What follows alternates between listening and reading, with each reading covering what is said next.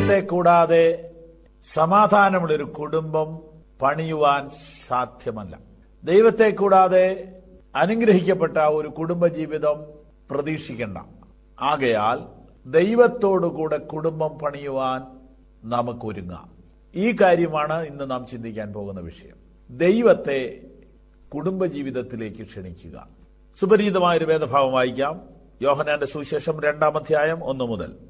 യോഹന്നാന്റെ സുവിശേഷം 2-ാം അധ്യായം 1 മുതൽ. 3-ാം നാൾ ഗലീലയിലെ കാനായിൽ ഒരു കല്യാണം ഉണ്ടായി. യേശുവിന്റെ അമ്മ അവിടെ ഉണ്ടായിരുന്നു. യേശുവിനെയും ശിഷ്യന്മാരെയും കല്യാണത്തിന് ക്ഷണിച്ചിരുന്നു. വീഞ്ഞ് പോരാതെ വരികയാൽ യേശുവിന്റെ അമ്മ അവനോട് അവർക്ക് വീഞ്ഞില്ല എന്ന് പറഞ്ഞു. യേശു അവളോട്, സ്ത്രീയെ, എനിക്ക് നിനക്ക് തമ്മിൽ എന്ത്? എന്റെ നാഴി ഇതുവരെ വന്നിട്ടില്ല എന്ന് പറഞ്ഞു. അവന്റെ അമ്മ ശുശ്രൂഷക്കാരോട്, അവൻ നിങ്ങളോട് എന്തെങ്കിലും കൽപ്പിച്ചാൽ അത് ചെയ്യുവീൻ എന്ന് പറഞ്ഞു. അവിടെ യഹൂദന്മാരുടെ ശുദ്ധീകരണ നിയമം അനുസരിച്ച് 2-3 പറ വീതം കൊള്ളുന്ന 6 കൽപാത്രം ഉണ്ടായിരുന്നു. യേശു അവരോട്, ഈ കൽപാത്രങ്ങൾ വെള്ളം നിറപ്പീനെന്ന് പറഞ്ഞു. അവർ വാക്കോളം ഒന്നുറച്ചു. ഇപ്പോൾ കോരി വിരുന്നുവാഴിക്ക് കൊണ്ടുപോയി കൊടുപ്പീനെന്ന് അവൻ പറഞ്ഞു. അവർ കൊണ്ടുപോയി കൊടുത്തു. അത് എവിടെ നിന്ന് എന്ന് വെള്ളം കോരി ശുശ്രൂഷക്കാരല്ലാതെ വിരുന്നുവാഴി അറിഞ്ഞില്ല. വീഞ്ഞായി തീർന്ന വെള്ളം വിരുന്നുവാഴി രുചി നോക്കിയാറെ മണവാളനെ വിളിച്ചു. എല്ലാവരും ആദ്യം നല്ല വീഞ്ഞും ലഹരി പിടിച്ച ശേഷം എളുപ്പമായി ഇത് കൊടുക്കുമാറുണ്ട്. നീ നല്ല വീഞ്ഞ് ഇതുവരെയും സൂക്ഷിച്ചുവല്ലോ എന്ന് അവനോട് പറഞ്ഞു. യേശു ഇതിനെ അടയാളങ്ങളുടെ ആരംഭമായി ഗലീലയിലെ കാനാവിൽ വെച്ച് ചെയ്ത് തന്നെ മഹത്വം വെളിപ്പെടുത്തിയവരുടെ ശിഷ്യന്മാർ അവനിൽ വിശ്വസിച്ചു. പ്രാർത്ഥിക്കാം. സ്വർഗസ്ഥപിതാവേ, ഞങ്ങൾ തിരുനാമത്തെ സ്തുതിക്കുന്നു. നിന്റെ വചനം ഞങ്ങൾക്ക് വീണ്ടും ധ്യാനിപ്പാൻ കൃപ തന്നുകൊണ്ട് സ്തോത്രം. ഇത് ഗ്രഹിപ്പാനുള്ള കൃപ ഞങ്ങൾക്ക് നൽകി തരണമെന്ന് യേശു കർത്താവിന്റെ നാമത്തിൽ ഞങ്ങൾ അപേക്ഷിക്കുന്നു. പിതാവേ, കരുണയോടെ കേൾക്കണമേ. യേശു ഈ ഭൂമിയിൽ വന്നപ്പോൾ ഒരു കല്യാണത്തിന് സംബന്ധിച്ചു എന്ന് മാത്രമല്ല, കല്യാണത്തിൽ യേശുവിന്റെ സാന്നിധ്യം വളരെ പ്രധാനപ്പെട്ടതായിരുന്നു. അതെല്ലാവരും അറിയത്തക്കവണ്ണം ചില സംഭവങ്ങളും കൂടെ യേശുവിനോട് ബന്ധപ്പെട്ടവിടെ നടന്നു. ഇതൊന്നും യാദർച്ഛികമല്ലെന്നാണ് ഞാൻ വിചാരിക്കുന്നത്. കല്യാണം എന്ന് പറയുന്നത് ഒരു താഴ്ന്നൊരു കാര്യമല്ല. ഭക്തി കുറവ്, വിശുദ്ധി കുറവ്, അശുദ്ധമായ ഒരു കാര്യമാണ് കല്യാണം എന്ന് ചിലരൊക്കെ പഠിപ്പിക്കുന്നുണ്ട്. ഭക്തി കൂടുതലുള്ള ഒരു കല്യാണം കഴിക്കുകയില്ല എന്നൊരു ധാരണ എവിടെയോ ആരുടെയൊക്കെയോ ഹൃദയത്തിൽ കയറിയിട്ടുണ്ട്. വിശേഷാൽ അത് ഈ ഭാരതീയ ചിന്തയിൽപ്പെട്ടതാണെന്ന് തോന്നുന്നു. ബൈബിൾ അങ്ങനെയല്ല പറയുന്നത്. ഈശോമശിഹ കല്യാണത്തിന് വന്നു എന്ന് മാത്രമല്ല, കല്യാണം വളരെ മനോഹരമാക്കി തീർത്തു. യേശുവിന്റെ സാന്നിധ്യം അവിടെ ഭയങ്കരമായിട്ട് ശ്രദ്ധിക്കപ്പെട്ടു. അപ്പൊ അതിന്റെ അർത്ഥം കല്യാണം അനുഗ്രഹം എന്നാണ്.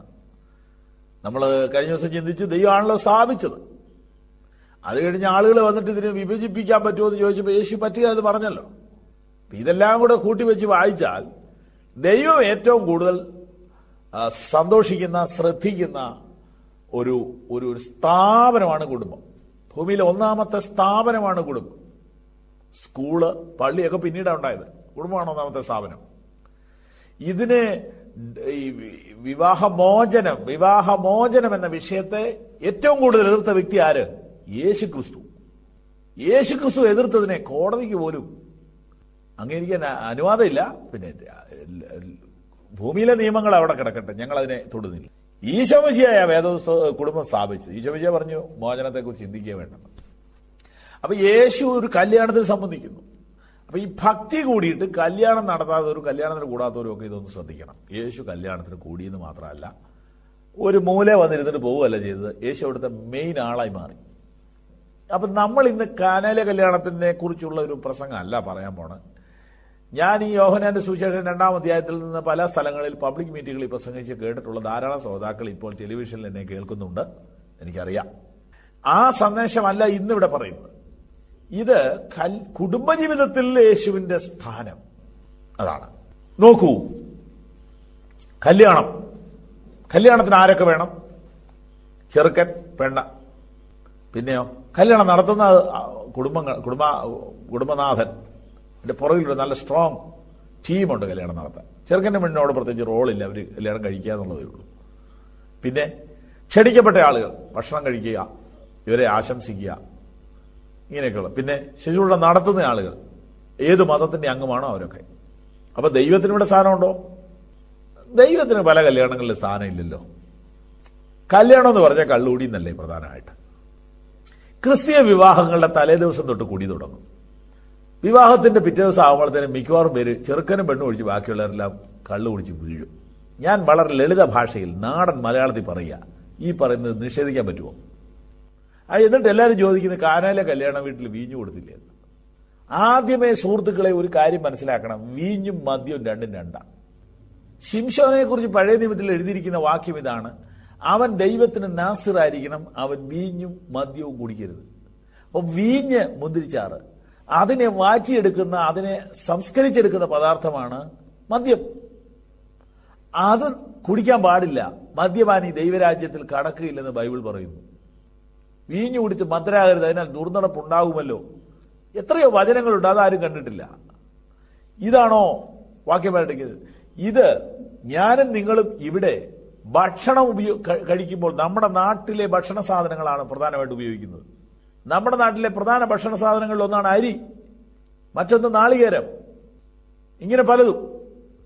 പലസ്തീൻ നാട്ടിലെ അവരുടെ ഭക്ഷണ പദാർത്ഥത്തിൽപ്പെട്ട ഒരു പ്രധാന വസ്തുവാണ് മുന്തിരി.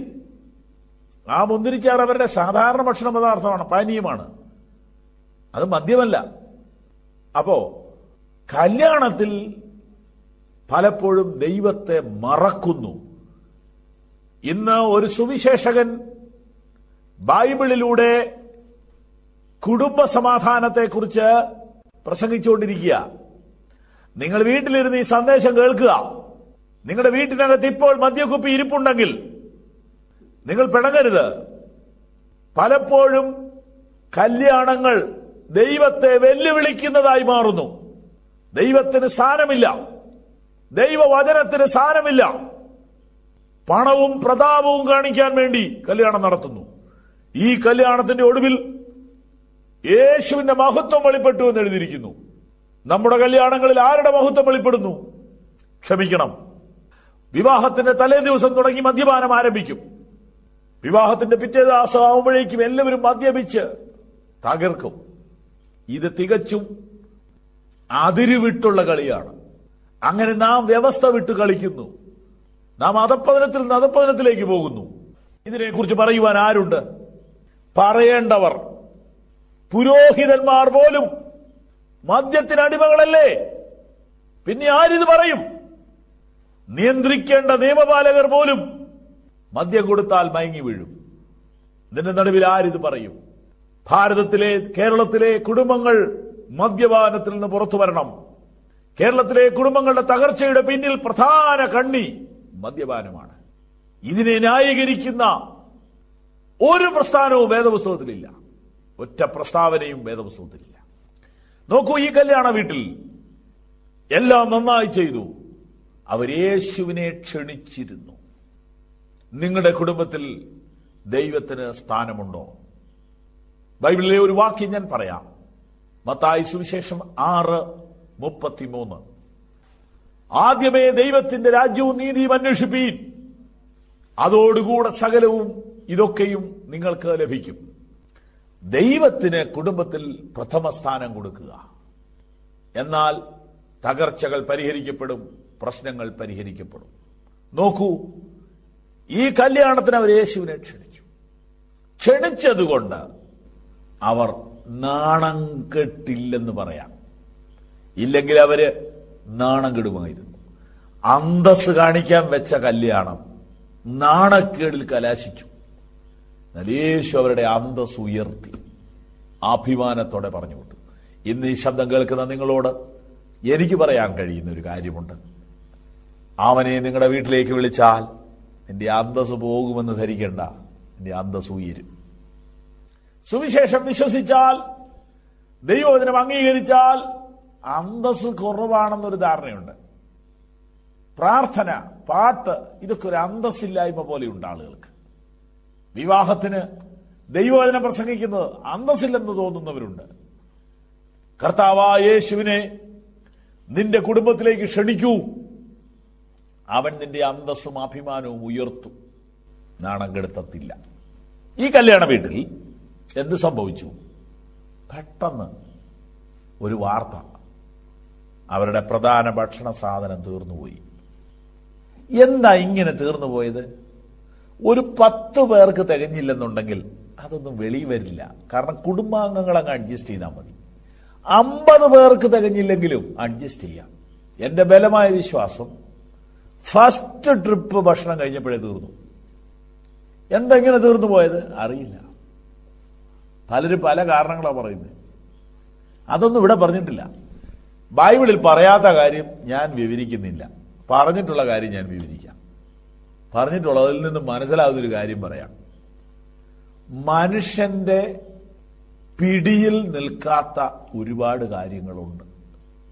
അതായത് ഒരു മനുഷ്യൻ പറഞ്ഞത്, ഞാൻ വണ്ടി 60 കിലോമീറ്റർ സ്പീഡിൽ പോകുന്നു, അവിടുന്ന് ഒരു വണ്ടി 80 കിലോമീറ്റർ സ്പീഡിൽ വരുന്നു, അവന്റെ വണ്ടി ഇടത്തോട്ട് മാറുന്നതായിട്ട് എനിക്ക് തോന്നി, ഉടനെ ഞാൻ ഇടത്തോട്ട് വെട്ടിച്ചു, പക്ഷേ കണക്കൂട്ടിൽ തെറ്റിപ്പോയി, ഞാൻ കണ്ടെത്തി കിടന്നു, താഴെ റോഡിന് താഴെ മലനടിച്ച് കിടന്നു.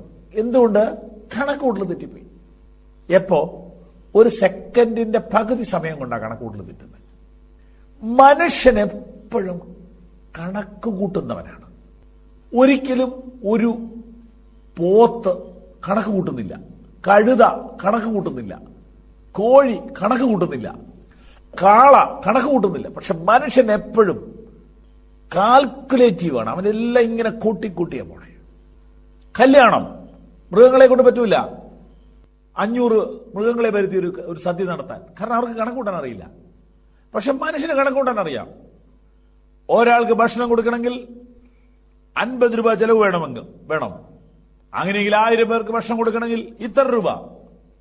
1 കിലോ അരി കൊണ്ട് 5 പേര് കഴിക്കുമെങ്കിൽ 100 കിലോ അരി കൊണ്ട് എത്ര പേര് കഴിക്കുമെന്ന് മനുഷ്യൻ കണക്കൂട്ടാൻ അറിയാം. 10 കിലോ മുന്തിരിയുടെ ചാറ് കൊണ്ട് 100 പേർക്ക് കൊടുക്കാമെങ്കിൽ 100 കിലോ മുന്തിരിയുടെ ചാറുണ്ടെങ്കിൽ എത്ര പേർക്ക് കൊടുക്കാമെന്ന് കണക്ക് കൂട്ടാൻ മനുഷ്യർക്കറിയാം. പിന്നെന്താ ഇങ്ങനെ തികയാതെ വന്നത്? അതാണ് വിഷയം. അതാണ് എനിക്ക് നിങ്ങളോട് പറയാതിരിക്കാൻ പറ്റാത്ത വിഷയം. നിങ്ങൾ എത്ര നന്നായി കണക്ക് കൂട്ടിയാലും നിങ്ങളുടെ കണക്കുകൾ തെറ്റുമെന്നാണ് യേശു ഈ വിഷയത്തിൽ പഠിപ്പിക്കുന്നത്.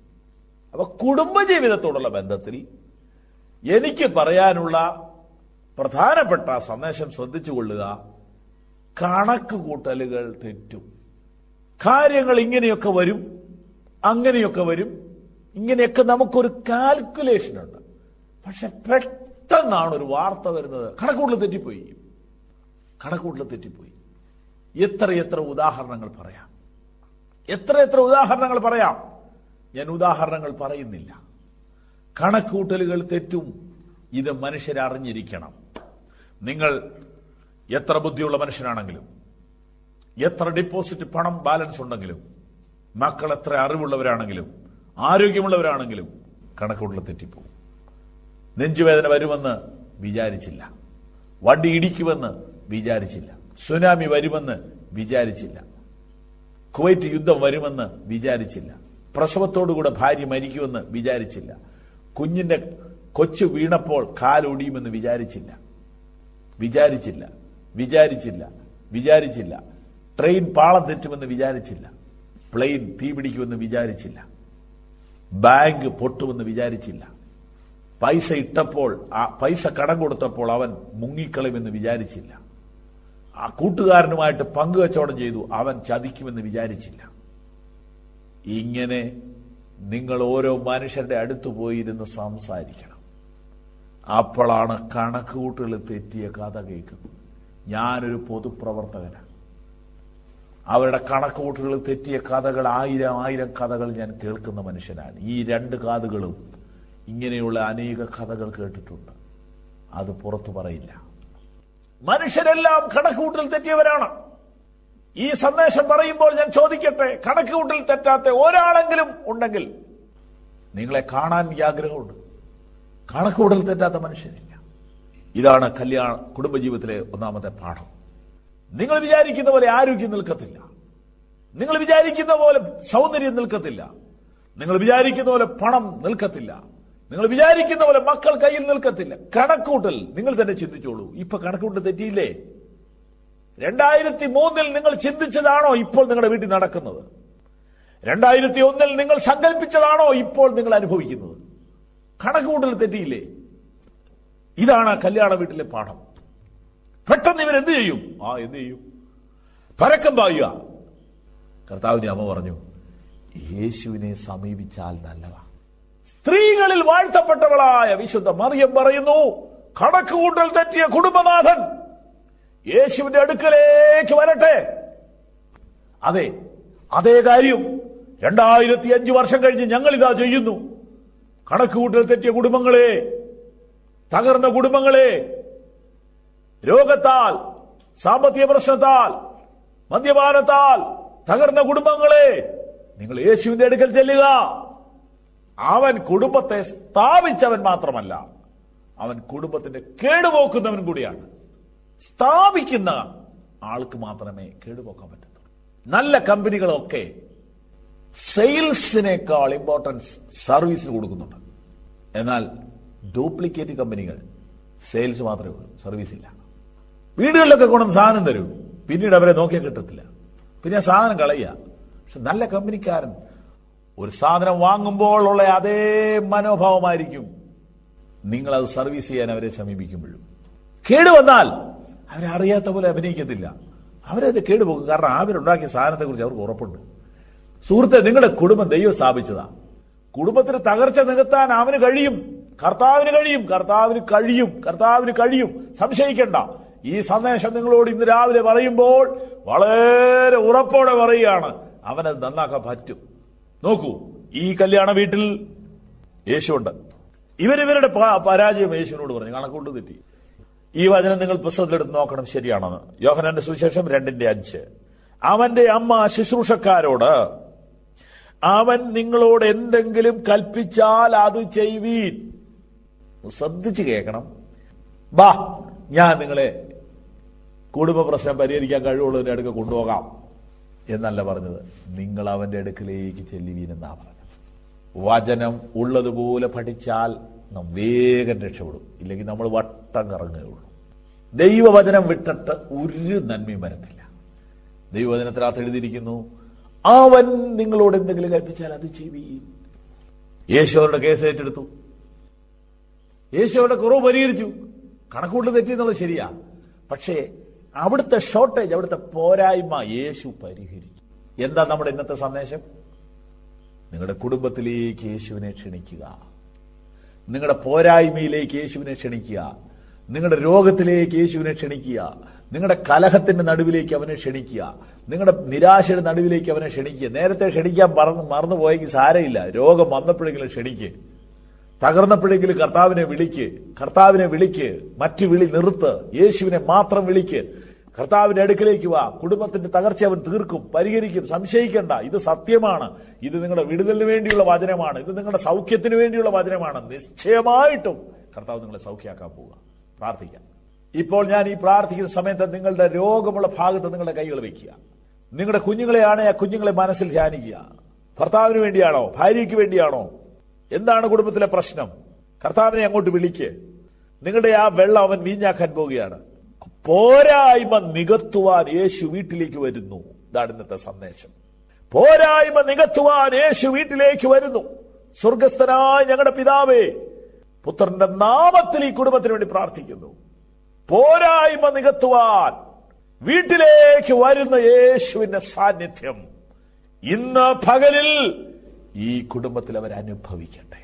രോഗം, ദാരിദ്ര്യം, കലഹം, അവിശ്വസ്തത, അഭിപ്രായ വ്യത്യാസം, പിണക്കം, വൈരാഗ്യം, വഞ്ചന, ചതി, ഇവയിൽ നിന്നെല്ലാം വിടുവിക്കണമേ. നിന്റെ വാക്കനുസരിച്ച് വിടുതൽ പ്രാപിപ്പാൻ ഈ കുടുംബങ്ങളെ സഹായിക്കണം. യേശുവിൻ നാമത്തിൽ കർത്താവ് നിശ്ചയമായി നിങ്ങളെ അനുഗ്രഹിക്കും.